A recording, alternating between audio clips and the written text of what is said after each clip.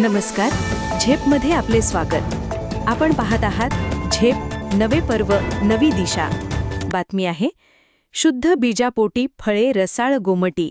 संत तुकाराम महाराजांच्या अभंगातील ओवीनुसार बेणे जर शुद्ध असेल तर त्याची फळेही चांगली मिळतात. तुका म्हणे आता उदार तू होय. या प्रेरणेने शेतकरी बांधवांनी पारंपरिक शेती सोडून आधुनिक तंत्रज्ञानाचा अवलंब करून परावलंबी राहण्यापेक्षा स्वावलंबी व्हावे या हेतूने आपल्या शेतीत काम केले पाहिजे. आज उत्पादनापेक्षा खर्च वाढत चालला आहे. त्यानुसार कमी खर्चात ऊस उत्पादन कसे वाढेल, त्यासाठी काय करावे लागेल या गोष्टीचा विचार केला पाहिजे. ऊस उत्पादन वाढीसाठी 50% उत्पादकता ही बेण्यात असते, म्हणून बेण्याची निवड ही महत्त्वाची आहे. आज शेतकरी कारखान्याकडे बेणे मागतात, ते मजुराकडून दाबून घेतात, परंतु त्यातील काही बाबी पाहत नाही. त्यासाठी रसरशीत, कीडरहित 9-10 ते 11 महिन्याची बेणे ऊस लागवडीसाठी घेतले पाहिजे. एकरी उत्पादन वाढीच्या दृष्टीने वरील व्हिडिओप्रमाणे आपल्या शेतातच आपण दर्जेदार, खात्रीशीर ऊस रोपे तयार करून बेणे खर्चात बचत करू शकतो. आज महाराष्ट्रात जे ऊसभूषण शेतकरी आहेत, ते स्वतः असे प्रयोग करून ऊस उत्पन्नात अग्रेसर आहेत. म्हणून आज कमी खर्चात जास्त उत्पन्न हा एक महत्त्वाचा पर्याय आहे. एकरची रोपं लावायची म्हटलं तर सरासरी 12,500 ते 13,000 रुपये त्या शेतकऱ्याला लागवडीचा खर्च येतो. पण अशा पद्धतीने जर आपण गेलो तर शेतकऱ्याला फक्त 3,000च्या आतमध्ये हे रोपं लागवडीस तयार होतं. हे रोप आपलं एक 50 पैशाला पडतं. हे आपलं कोकोपीटमधलं रोप आहे आणि हे सुपरकेन नर्सरीचं रोप आहे. ते उगवत नसायचे, तर हे लावल्यानंतर याच्यात काही मर नाही, काही नाही, अगदी व्यवस्थित त्याचे फुटवा होतो, व्यवस्थित चालतं. आज सुपरकेन नर्सरीमुळे आमची लागवड 2 फुटावरती व्हायला लागली, एक डोळा पद्धतीनं, आणि त्याच्यात आम्हाला 70 मुळी कमी लागायला लागली. 50 मुळीमध्येच आज आमचं रान भेटतंय तेवढ्यात. शेतकरी मित्रांनो नमस्कार.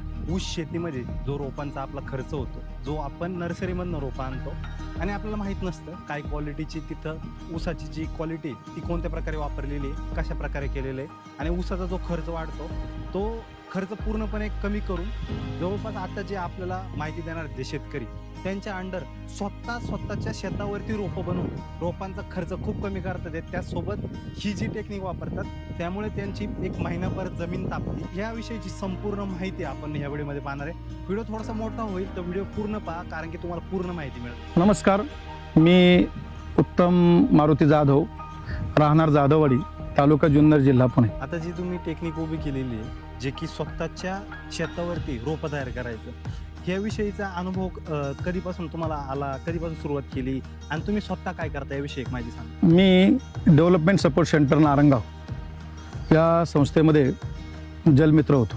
त्याच वेळेस रिटायर्ड शास्त्रज्ञ महात्मा फुले कृषी विद्यापीठ व दापोली कृषी विद्यापीठ डॉक्टर बाळकृष्ण जमदग्नी सर यांचं ऊस संजीवनी हे पुस्तक वाचण्यात आलं आणि आम्ही त्या शेतकऱ्याच्या शेतावरती अशा पद्धतीनं सुपरकेन रोपवाटिका म्हणा किंवा शुगरकेन लो कॉस्ट नर्सरी म्हणा, आम्ही राबवण्याचा प्रयत्न केला आणि तो प्रयत्न इतका यशस्वी झाला की ते पाहण्यासाठी अनेक आपाम संस्था असेल, बायब संस्था असेल, हे त्यांच्या कार्यक्षेत्रातील शेतकरी घेऊन इथं बघायला आले.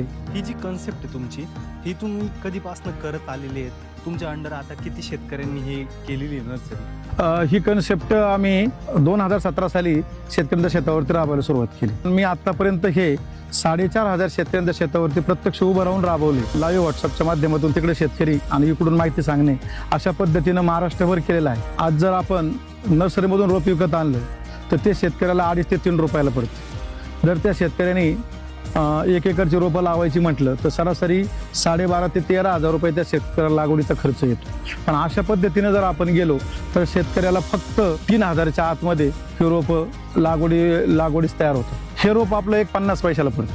50 पैसे सगळा खर्च धरून? सगळा खर्च धरून, शेतकऱ्याची मजुरी, ऊसाचं बियाणं आणि औषध, या सर्वांचा खर्च धरून आपल्याला एक 50 ते 60 पैशामध्ये रोप पडतं. या पद्धतीचा अजून काय फायदा आहे दुसरा? ह्या पद्धतीचा फायदा असा आहे की ज्यावेळेस समजा शेतकऱ्याच्या शेतामध्ये पीक आहे किंवा आता शेजारी शेताला आपण जर पाहिलं तर ताग घेतलेलं आहे, तर त्यावेळेस तिथं शेतामध्ये ताग होतोय आणि त्याच वेळेस इकडे ही रोपं तयार होत आहे. किंवा शेतकऱ्याने सोयाबीन घेतलंय आणि त्याचे सोयाबीन काढायला आता 1 महिनाभर टाईम, त्यावेळेस जर शेतकऱ्याने इकडे ऊसाची रोपं बनवायला घेतली तर 1 महिन्यामध्ये चांगली उत्कृष्ट रोपं तयार होतात. दुसरी गोष्ट अशी होती की आज शेतकरी जमिनीला विश्रांती देत नाही आणि त्याच्यामुळे शेतकऱ्याचं ऊसाचं ॲव्हरेज कमी मिळतं. शेतकऱ्यांनी जर अशी नर्सरी केली आणि तोपर्यंत जर सरी काढून ठेवली तर त्या शेतकऱ्याला 1 महिनाभर त्या जमिनीला विश्रांती मिळते. दुसरा फायदा असा आहे की ज्यावेळेस हा शेतकरी शेतामध्ये जर डायरेक्ट कांडी लावेल तर त्यावेळेस त्या शेतकऱ्याला ऊसाला 3 ते 4 पाणी देणं 1 महिन्यामध्ये, आणि ह्या ठिकाणी फक्त 1000 लिटर पाणी द्यायचे. म्हणजे त्या शेतकऱ्याचं जमिनीच्या भूगर्भातून जवळजवळ एकरी 11 ते 12 लाख लिटर पाणी त्याचं उपसायचं वाचणार आहे. आणि पर्यायाने तेवढं पाणी भूगर्भात राहणार आहे, आणि भूगर्भात राहिल्यामुळे जलसाठी आपले अबाधित राहणार आहे. आपली अल्प शेती आहे, माझी स्वतःची 2 एकर शेती आहे, ती पण असे 10 गुंठ्याचे प्लॉट्स आहेत. तर माझे 10 गुंठ्याच्या क्षेत्रामध्ये 86-032 ही व्हरायटी 28.300 म्हणजे सरासरी 113 गेली होती एकरी. पण त्यासाठी सेंद्रिय खतं, सुपर नर्सरीचं रोपं, तर नंतर आपण अगोदर कोबी होता, कोबीला बाजारभाव नव्हता, तो कोबी रोटरला होता, त्याचं सुद्धा खत झालं होतं. त्याच्यानंतर आपण त्यासाठी जैविक निविष्ठा, कोंबडी खत, गांडूळ खत आणि शेणखत आपण टाकलं होतं. सोबत रासायनिक खते कमी घातली होती, आणि रासायनिक खतं झाल्यानंतर 10 दिवसांनी आपण जीवाणू खतांचा वापर करत होतो. त्याचा आपल्याला अत्यंत चांगला रिझल्ट आहे. आता आपण जर पाहिलं तर आपल्या हातामध्ये 2 रोप आहेत. हे आपलं कोकोपीटमधलं रोप आहे आणि हे सुपरकेन नर्सरीचं रोप आहे. तर हे रोप आहे आत्ता फक्त 16 दिवसाचं, आणि हे रोप आत्ता आपल्याला इथे लावायसाठी शेतकऱ्याच्या शेतामध्ये आलेलं आहे. म्हणजे हे रोप जवळ साधारण 6 महिन्याचं रोप आहे. आपण दोन्ही रोपांची तुलना जर केली तर विकत घेतलेलं रोप आणि सुपरकेन नर्सरीचं रोप, तर या रोपामध्ये जर स्टंप बघितला तर याचा एकदम स्मॉल आहे आणि याचा एकदम असा जाड असा हे आहे. दुसरी गोष्ट अशी आहे की याला हे जे पूर्ण कांड आहे, या पूर्ण कांड्यामुळे ह्या कांड्याच्या अंधारासावरती हा कोंब शेतामध्ये 2 महिने जगणार आहे, आणि याला मात्र काहीच नसल्यामुळं 2 महिने शेतामध्ये हे रोप लावल्यानंतर हाय असं राहतं. सुपरकेन नर्सरी किंवा आपण लो कॉस्ट नर्सरी असं म्हणूया. तर याची संकल्पना अशी आहे की आपण असं समजू की आता शेतात आपल्याला ऊसाची लागवड करायची आहे. आपण जर कांडी लावली तर आपल्याला सरासरी एकरी 100 मुळी लागते, आणि अशी नर्सरी करण्यासाठी फक्त 20 मुळी लागते. आपल्या महाराष्ट्राचा विचार जर केला तर आपल्याला जवळ मध्यवर्ती ऊस संशोधन केंद्र पाडेगाव आहे, तिथून आपण थर्ड स्टेजचं बियाणं आणलं पाहिजे. तसेच वसंतदादा शुगर इन्स्टिट्यूट मांजरे आहे, तिथूनही आपण थर्ड स्टेजचं बियाणं आणलं पाहिजे. परंतु आपण काही एवढं बियाणं एकदम आणू शकत नाही, म्हणून आपल्या गावातील शेतकऱ्यांना किंवा आपण सुरुवातीला तिथून टिश्यू कल्चरची रोपं आणली पाहिजेत. 40 रोपं आणली पाहिजेत. ती 40 रोपं आपण आपल्या शेतात लावली पाहिजेत. 9 महिन्याने त्याचे एक सेकंड स्टेजचं बियाणं तयार होईल. ते आपल्या शेतात जर आपण 1 एकरवर लावलं तर त्यापासून भरपूर बियाणं तयार होईल, आणि असं बियाणं आपल्या शेतात थर्ड स्टेजचं बियाणं गेल्यानंतर तो गाळपासाठी उत्कृष्ट ऊस होईल. अशी नर्सरी करताना असं जर थर्ड स्टेजचं बियाणं आपण जर आणलं तर आपल्याला एकदम उत्कृष्ट अशी रोपं तयार होतील, आणि आपल्याला पुढं त्याचं उत्पन्न भरपूर मिळेल. बियाणं तोडताना आपल्या एक डोळा आणि एक विरुद्ध बाजू अशा पद्धतीने बियाणं तोडलं पाहिजे, आणि ते तोडताना मुळाकडील बाजू लांब आणि वाढ्याकडील बाजू कमी, म्हणजे एक भाग मुळाकडील बाजू, आपण वाढ्याकडील बाजू 1 भाग आणि मुळाकडील बाजू 3 भाग, अशा पद्धतीने ते बियाणं तोडलं पाहिजे. म्हणजे जो मुळाकडून येणारा अन्नरस आहे तो वाढ्याकडे जातो, म्हणजे तो त्या डोळ्याला मिळतो, आणि ते कांड असं पूर्ण असल्या कारणानं तो जो कोंब आहे 2 महिने त्याच्यावरती वाढतो, आणि एक कणखर असं रोप तयार होतं, आणि ते शेतात लावल्यानंतर पुन्हा त्या कांड्यामध्ये जो अन्नरस आहे तो त्याला 1 महिनाभर पुरतो. हे पहा, ही मुळाकडील बाजू आहे आणि ही वाढ्याकडील बाजू, म्हणजे इकडे हिला डोळा आहे. तर हे जे कांड आहे, हे जे अन्नरस आहे, ह्या अन्नरसाच्या याच्यावरती हा डोळा जगतोय, आणि त्याच्यामुळं हा डोळा ताकदवान येतोय आणि रसभरीत येतोय. याच्या उलट काय होतं की आपण जेव्हा नर्सरीतून रोपं विकतचे आणतो त्याला मायच नसती, ह्या अन्नरस घ्यायला त्याला ताकदच नाही. याला जेव्हा अंगची मुळी सुटेल तेव्हा तिथून पुढं ही काडी जाड व्हायला सुरुवात होईल. हा दोन्हीमधला अत्यंत मूलभूत फरक आहे. एकरी तुम्हाला रोपवाटिका बनवण्यासाठी किती लागतं बियाणं? तर आपल्याला एक 700 किलो बियाणं लागतं किंवा 300 किलो पण लागते. आता प्रत्येक शेतकरी लावतोय कसं याच्यावर, परंतु ह्या सर्वांमध्ये 5x2 ही जी मेथड आहे ही सर्वात चांगली आहे, कारण त्यामुळं आपल्याला सरासरी 44,000-45,000 ऊस गाळपापर्यंत आपल्याला मिळण्याची त्याच्यामध्ये आपल्याला चांगल्या पद्धतीने भेटतं. आपण आपल्या शेतावरती बियाणं आणलं, बियाणाची कटिंग कशी केली पाहिजे, कशाने करतो? हे पहा, बियाण्याची कटिंग हे आपण कोयत्याने करतो सुपरकेन नर्सरीमध्ये. जातीनुसार ही सुपर केअर नर्सरी बनवताना आपल्याला अंतर कमी जास्त लागतं. 86-032ची जर केली तर एक ट्रॅक्टरचा 6 फुटाचा सारा पाडला आणि त्याची जर 25 फूट लांबी असेल तर 1 एकरची त्याच्यामध्ये रोपं उत्कृष्ट बसतात. हेच 265 ह्या जातीसाठी आपणास 30 फूट अंतर लागते. कारण का 86-032ची जाडी कमी राहते पण तिला फुटवे जास्त राहतात. 265ची जाडी जास्त राहते पण तिला फुटवे कमी राहतात. म्हणजे प्रत्येक व्हरायटीचे गुण आणि दोष आहेत. म्हणून 265 जर आपल्याला नर्सरी बनवायची असेल तर 30 फूट अंतर लागणार बेड आणि 86-032ला आपल्याला 25 फूट असे हे 3 सारे पाडलेले आहेत ट्रॅक्टरचे. आणि मध्ये आपण ही जी बाजू ठेवतो ना की अति पाऊस जर झाला त्यामुळे तर ही असं केल्यानंतर पाऊस झाला तर ती रोपं पिवळी पडू नयेत किंवा रोपांना काही होऊ नयेत. कारण शेतामध्ये अशा वेळेस जर अति पाऊस झाला तर कांडी सोडून जातात किंवा रोपांचे खाली सोडून रोपं मरतात. परंतु असं केल्यामुळं आपलं रोप एक सुद्धा रोप मरत नाही. आपण जी एक काणी करतो त्याच्यामध्ये एक डोळा घेतो बरोबर. अशा वेळेस त्याच्यावरती पहिलं काय आथरतो? सुरुवातीचा आपण ट्रॅक्टरचा सारा पाडल्यानंतर त्या साऱ्यामध्ये आपण रिकाम्या खाद्याच्या ज्या गोणी आहेत किंवा पशुखाद्याच्या गोणी आहेत किंवा पोल्ट्री खाद्याच्या गोणी आहेत त्या गोणी शिंगल करून आपण टाकतोय. त्यावर 1 ते 1.5 इंच मातीचा थर देतो. तो दिल्यानंतर त्यावरती अशा पद्धतीनं आपण बेनं तोडतोय की मुळाकडील बाजू लांब, वाड्याकडील बाजू कमी, 1 भाग वाड्याकडील बाजू, 3 भाग मुळाकडील बाजू. अशा पद्धतीचं बेनं आपण कळीचा चुना घेतोय आपण एकरी 5 किलो आणि त्याची फक्त निवळी वापरतोय त्या चुन्याची. आणि त्यामध्ये 1 लिटर पाण्यासाठी 2 ग्रॅम 22 टीन आणि 2 ग्रॅम क्लोरो टाकतोय. आणि असं 1 एकरसाठी 400 लिटर पाण्याचा आपण एक खड्डा करतोय किंवा पॉलिथिन कागद लावून त्याच्यामध्ये टाकतोय किंवा ड्रम वापरून ड्रममध्ये टाकतोय आणि त्याच्यामध्ये हे बियाणं रात्रभर भिजायला घालतो. असं रात्रभर भिजलेलं बियाणं आपण ह्या बेडवर मांडतो आणि हे मांडल्यानंतर त्या बेडवरती पुन्हा अर्धा ती एक ॲसिटोबॅक्टरची एक त्या पूर्ण कांडी आहेत ना त्या कांड्यांवरती आपण एक फवारणी करतो. आणि ही फवारणी केल्यानंतर आपण त्याच्यावर अर्धा इंच माती टाकतो आणि त्या वाफ्याला आपण पाट पाणी देतो. पाणी कसं देतो?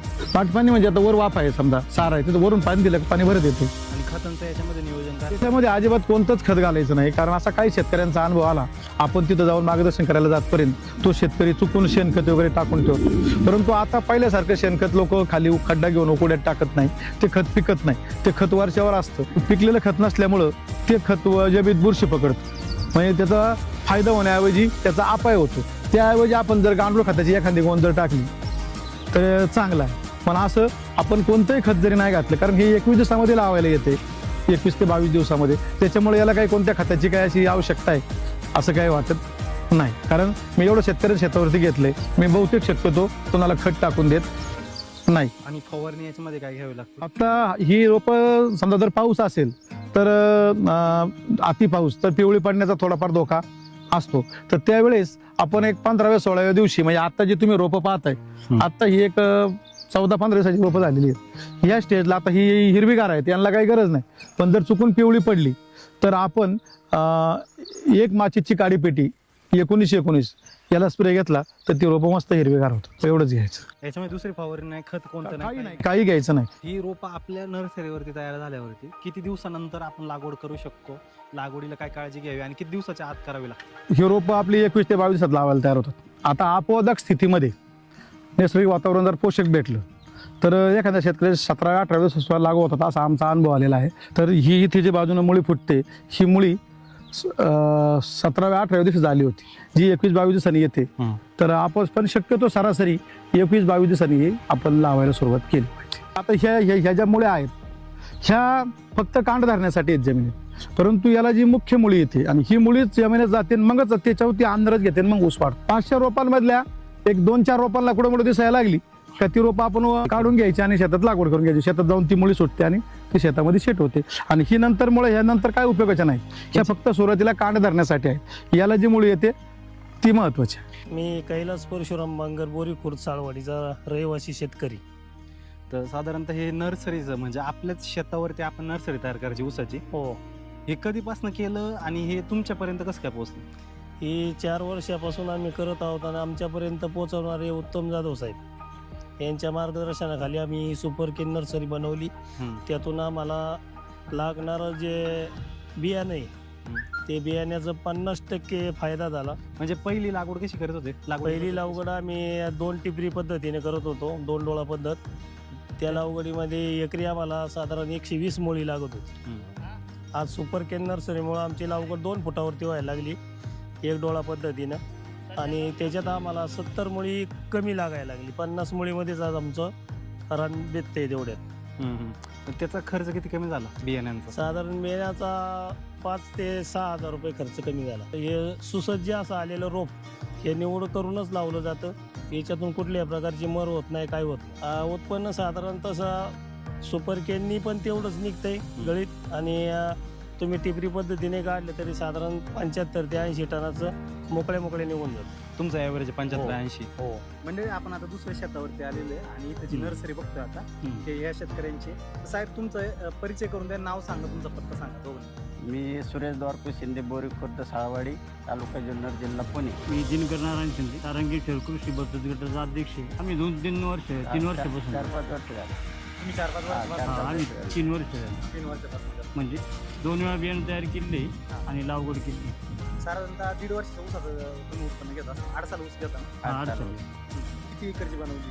हे 2 एकर क्षेत्रासाठी बनवले. 70 मुळी केली मी. साधारण 15 ते 16 हजार वंडी तयार होती. पहिले तुम्हाला किती 2 एकराला किती लागत होतं बियाणं? साधारण 2 एकराला 250 ते 250 मुळे धरून झालं.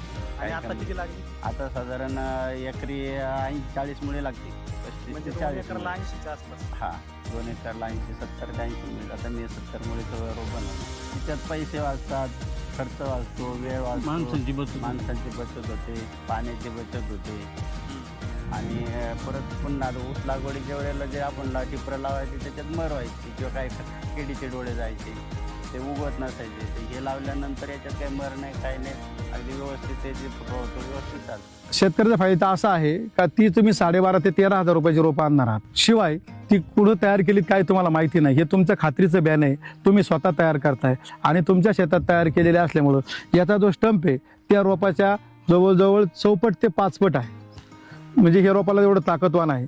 ते रोप शेतात लावल्यानंतर त्याला अशी पाठीमागल कांड नसल्यामुळं ते शेतातच 2 महिने राहतं. हे 2 महिन्यामध्ये याची ग्रीप घेते. वरून तुमची ही रोपं केल्यामुळं तुमच्या शेतातली जमीन तापते. तुमच्या शेतामध्ये तुम्ही इतर पीक असताना सुद्धा हे इकडं बनवू शकता.